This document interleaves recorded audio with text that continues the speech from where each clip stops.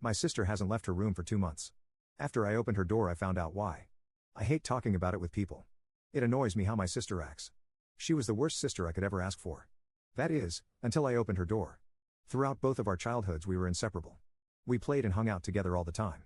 Things were happy. It all changed when I was 11, when I was diagnosed with leukemia. From what I've heard, Rachel was practically forgotten by my family. My parents constantly visited me in the hospital, staying by my side during the majority of my chemotherapy. Even when they were at home with Rachel, they still only thought and talked about me. Sister's face as she saw me in the hospital bed. The first time she saw me, she looked distraught. It must have been hard seeing your own sibling in a state like this. As more and more visits went on, the expression on her face had changed. Her face looked hard to read, almost like she had something on her mind. I didn't think much of it at the time. Thankfully, I quickly went into remission and have been cancer-free for around 5 years. The whole family was thrilled, including Rachel.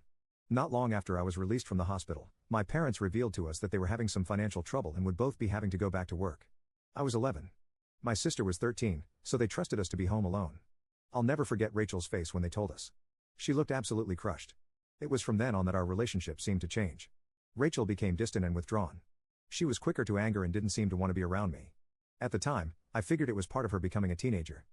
While this behavior continued for the next 5 years, it was only around 3 months ago when her behavior began to get stranger. It started after she finished her senior year of high school. One summer break began, she started spending much more time in her room. Her bedroom is on the basement floor of the house, so she always has her privacy.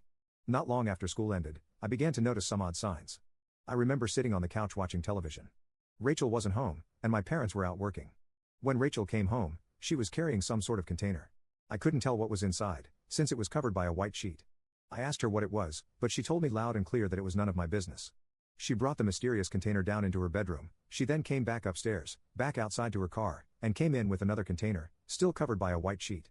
She continued this a few more times, coming back with more covered containers.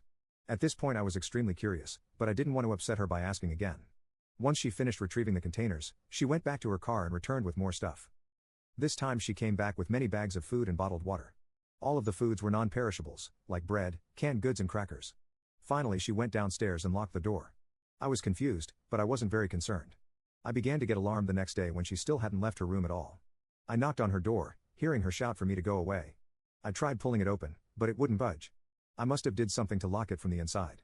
Eventually my parents got concerned too. They tried to open the door, but Rachel convinced them not to care. She told them that she was an adult and that she had food and water to sustain herself. They gave in, not wanting to argue after a long day of work. I however refused to give up. Every day I tried to convince her to get out, but she always yelled at me to go away. Finally, about a month later, I gave up. Another month went by and Rachel still hadn't left her room. None of us tried to get her out since we knew she would just end up yelling at us. During the night, my mind would often wander and think about Rachel. As time went on, my thoughts became more and more paranoid, and I began to get worried. It was around the 2-month mark when I decided enough was enough. I woke up early that morning and couldn't fall back asleep. My parents were working, and it was just me and Rachel at home. I silently crept down the stairs and walked towards the door to Rachel's room. I knocked gently. Silence. I knocked harder, but still got no response. I tried calling her name, but was still met with silence. I continued to knock, eventually banging at the door. Getting really scared, I put my ear to the door and noticed something.